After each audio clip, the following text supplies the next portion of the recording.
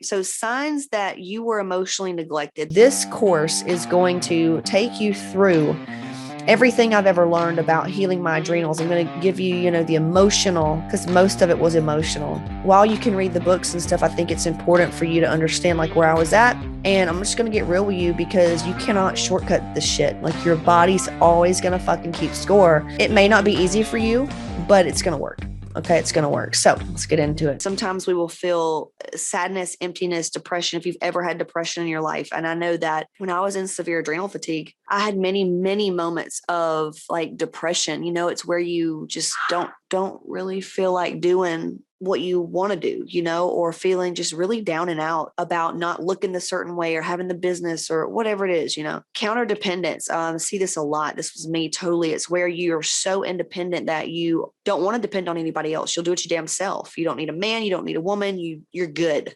Like you're very independent. Unrealistic self-appraisal. I didn't really know what that meant, but it means that it's really hard to identify your talents, like what you're good at. You overemphasize your weaknesses, like, oh God, here I'm a klutz, or I really don't do this that well, or it's hard to say what you like and dislike. I meet a lot of women, a lot of stay-at-home moms, women that sacrifice themselves for their children. You ask them like, well, what do you want to do? Like, what do you like to do? And they don't know. They can't tell you. They've lived so long for everybody else and their kids. And early on, they lived for their parents. So they went from living for their parents to living for their kids. They don't know how to live for themselves. So yeah, you're not really sure even what you're interested in. You give up too quickly when things get challenging. A lot of women, they'll just by like logging in or something may trigger them. They may feel really stupid. They'll be like, this just isn't for me.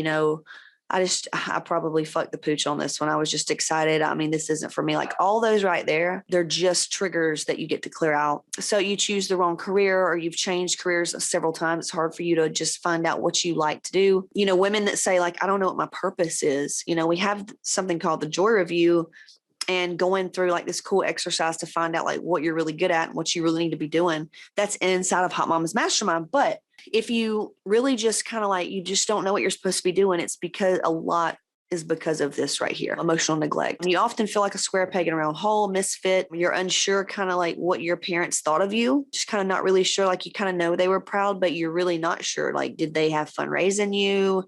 Were you a pain in the ass? Like you just kind of don't know. No compassion for yourself, and you have plenty for others. This is just typical woman, really. I mean, if you think about a lot of these moms that I know, is they will do everything for everybody else when they're sick. They're just there for everybody else. They talk kindly to people, they lift people up. And then when it comes to them, it's like, you stupid ass, you're lazy, get up. Why are you doing, you look like, damn it, that kind of thing. Guilt and shame, just hello. I mean, if you've got body weight issues, if you have food issues, and there's shame around putting yourself out there, dressed in a certain way, looking a certain way, going to the gym, like guilt and shame, pretty much being a woman, you have been emotionally neglected, especially guilt around not doing the work. Like I talked about this, like as you go through levels of success with your body and business and money, you'll realize that, wow, I don't have to do that, but you feel guilty. Like I should be doing more cardio or I should be doing more work. You know what I mean?